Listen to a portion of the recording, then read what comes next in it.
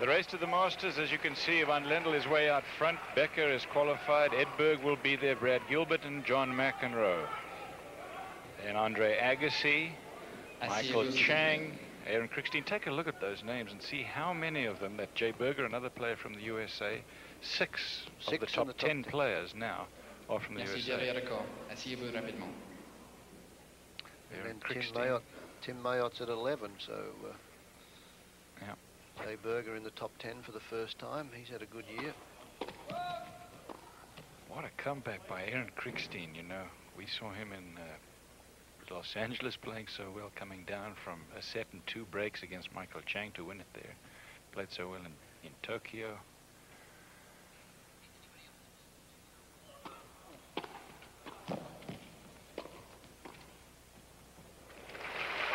Becker wants an out call. Tiriac is manager. 15-0. Bernie Schmidt, and then next to Bernie Schmidt, Tony Pickard, who is the Englishman coach of Stefan Edberg, watching this match. Bernie Schmidt is the owner of a company that manufactures the court, the Supreme Court that the boys are playing on.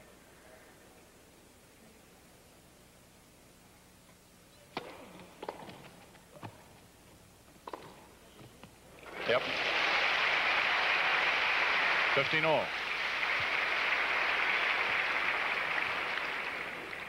Cancel.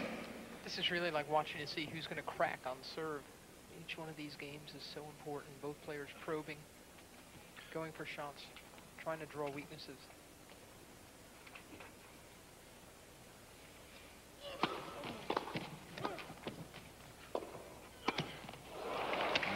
That's a big point right there. I think Becker can capitalize. I don't think there's too many weaknesses out there. I think it's just a matter of who anticipates and who cracks a couple of first serves, who makes that move and nails the return of serve right on the button. And the door opens slightly now for Becker, 15-30. McEnroe really tried to do a little too much with that volley.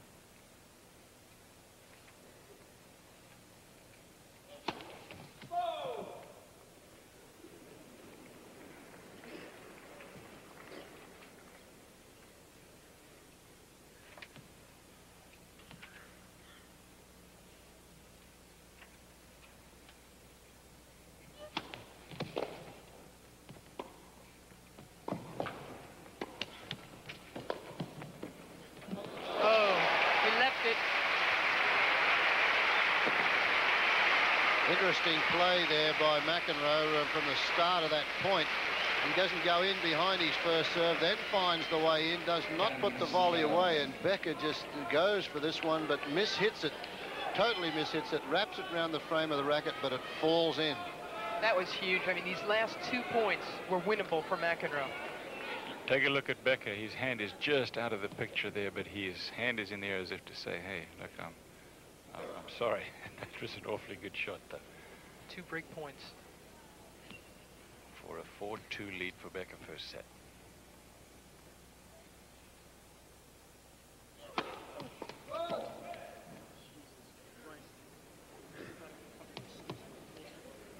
See, this is where McEnroe's out of line. He's asked for them to turn off Cyclops. Becker agreed, so they've turned it off. Now he's going on the human call. He's got to expect that they don't all break his way. He's making fun of somebody in the crowd who's clearing his throat. Yeah, the thing is, the crowd, as we said, gets very involved here. Boy, they're often a lot more noisy than they are at this point. This is a big point here for McEnroe. Aaron Crickstein watching on. He plays next against Edberg, but you don't want to miss a match like this, even if you've got to worry about your own. This is a tough situation for McEnroe. He's up against a second serve right now. The obscenity that you heard from McEnroe, if you did over your ear, was something that clearly Skippy Ings in the chair did not hear, otherwise he must have been given a warning for it. He should have been.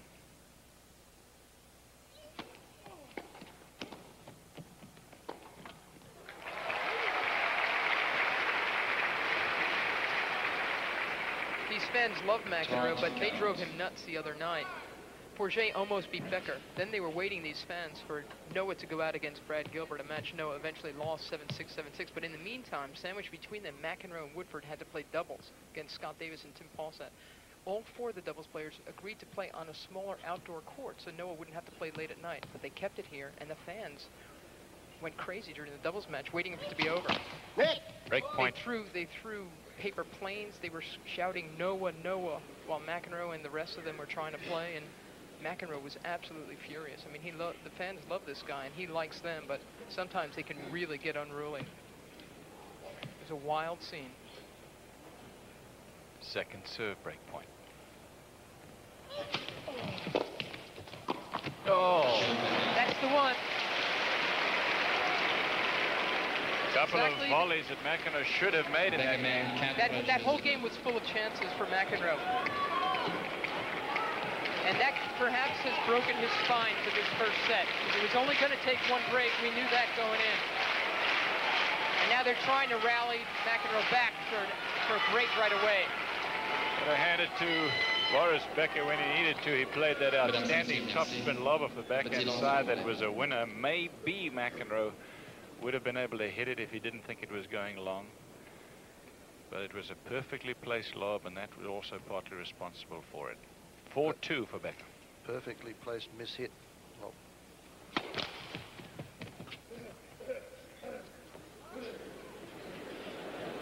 McEnroe's joking around with Becker, I think, because Becker has that situation with his throat where he has to clear his throat and needs. He does that, Becker. He doesn't do it that badly, but he does sort of harumph between points. See, McEnroe, he's too edgy, I think, to play well enough. He's putting too much pressure on himself and on each point. He's got to calm down. Set or counts. That's what I said at the start of the show. When he gets to this situation, he could well get out and win this, but I just feel that when he's fought so hard to get back to the number 4 spot that when he plays somebody that's ranked above him, he really figures that he has a shot. He just tries that little bit too much, and it gets to him mentally.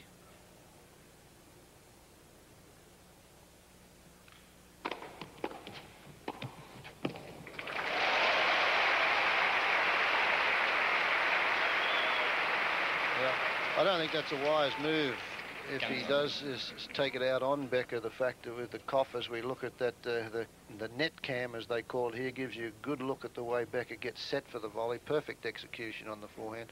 But I think the crowd will turn against him if he does that against Boris Becker, because it's not done intentionally by Becker to disrupt his opponent. Becker's pure class, as far as that goes. I mean, I can't say enough about this guy. I mean, for somebody who's not even 22, he won't be till November. There is nobody who plays tennis and treats himself in the game as graciously as this guy.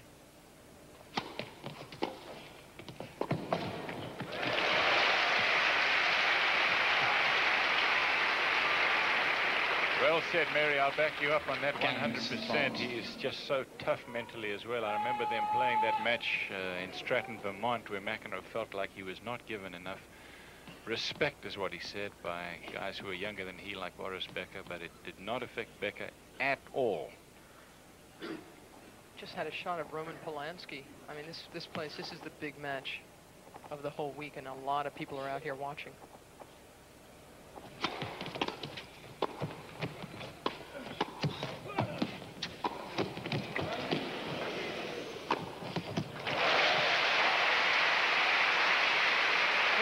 Point player. McEnroe a shot at this game. Of course, he still does, but he had 15-30 here, and he played the ball aggressively, McEnroe. But Becker made a nice stab there. Some good smashing here as well to keep himself right back in the game. Did a good job to get himself back for that overhead, because he was a little off balance going for the wide backhand volley. So here's McEnroe stepping away from the baseline now. Crowd starting to whistle. Yeah, I don't like that either. Well, Becker does take... Let's listen. I don't know. I mean, you've had this for 3 years. that is against Becker, because he said, okay, you've had this affliction for 3 years and it's tough to play. Well, Becker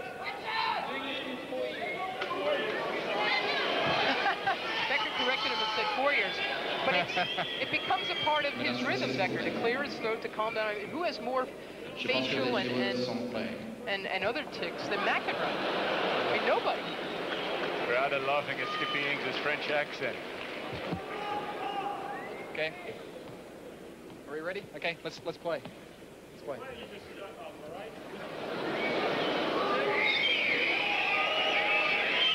McEnroe's looking for trouble. He gets so edgy again. He's just told the umpire to shut up. That should get a call, some, you know, a warning of some description. Absolutely. 30-all, big point.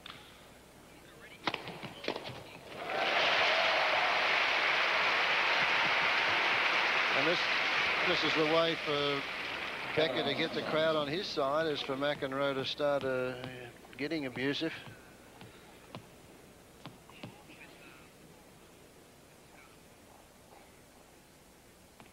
Game point, Becker.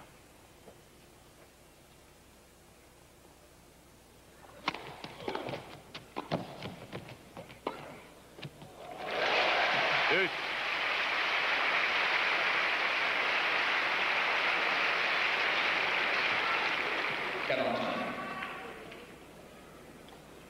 Threads the needle down the line. That one right on the line. He played that forehand off balance.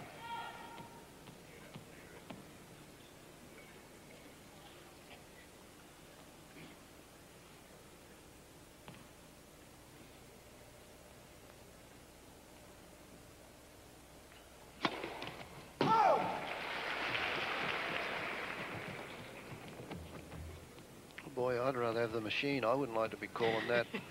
They go upwards of 130 miles an hour, Becker serves.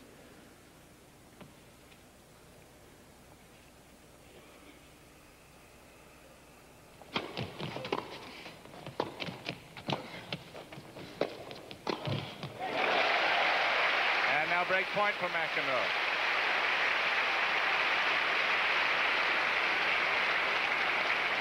McEnroe, by the way, drew a point penalty from Skippy Ings in the chair. As you watch this replay, that was against Horst Skorf in the second round of the championship on Thursday night. As McEnroe putting the volley away, he has come close. He should already have got a warning on an obscenity. I don't know if "why don't you just shut up" is enough to draw one, but certainly the obscenity was, and he did not get any. It's pretty good. I think it's jerky enough. But in fact, he's one serve away now from being back on serve against Becker. I mean, as has happened throughout the years, McEnroe sometimes can channel his anger to his benefit and to his opponent's detriment. Here's a big chance for McEnroe. Second serve. And a double fault. And McEnroe is back on serve. Becker leads it 4-3. Live coverage of the semi-final of the Paris Open will continue in a moment.